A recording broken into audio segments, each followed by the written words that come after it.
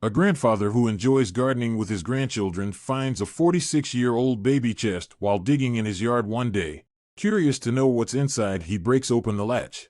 Victor was 72 years old, and his favorite pastime was tending to his small garden at the back of his house with his granddaughters, Lily and Beth. Building the garden behind their house was his late wife Georgina's idea, and Victor loved her so much that he planted new flowers there every month in her memory. One day, Beth and Lily were helping Victor plant peonies in the garden. Beth was digging the ground with a small shovel when she suddenly heard a clink. "Grandpa," she cried to Victor, "I can't dig anymore. There's something here." "Oh, Grandpa, did you find a treasure? Will it be a lot of money if it's a treasure, Grandpa?" Victor burst out laughing.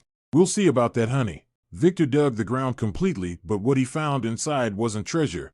It was an old baby chest with the digits 1976 etched in large writing on top, and it had a huge lock on the front. Victor broke the latch with his shovel and was startled to see baby boots and clothes inside. They were perfectly pressed and in order, as if nobody had ever touched them.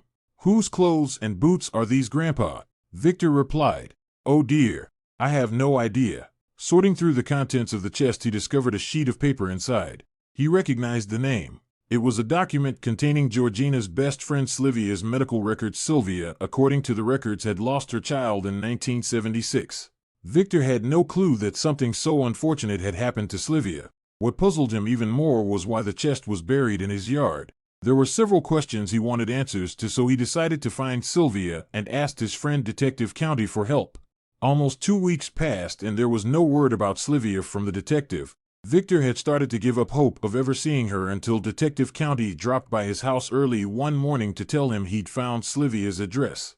Victor proceeded to the address only to find himself in a rundown cottage. He took a deep breath and knocked on the door, and Sylvia emerged from inside. She exclaimed, "Victor?" surprised to see him after so many years. For a brief moment Victor didn't recognize her. She looked pale, weak, and malnourished. She nodded lightly and showed him the way inside. As he settled on a wooden chair, Victor took the chest out of his bag. "I discovered this in my backyard a few weeks ago. I'm sure you recognize it." Tears began to gather in Sylvia's eyes. She went up to Victor and hugged him and couldn't stop crying. "Oh, I totally forgot about that. Oh, my child," she cried. Victor asked her, "How did all this happen, Sylvia?" "I had no idea the box was buried in my yard," Sylvia said. "I left them there secretly because of my husband. He changed radically when we lost our baby. He wanted to get rid of my baby's belongings that I had bought with love. How could I possibly think about getting rid of them? I knew they would be safe with you and Georgina, so one day I buried the box behind your house, but because I was embarrassed, I never told you.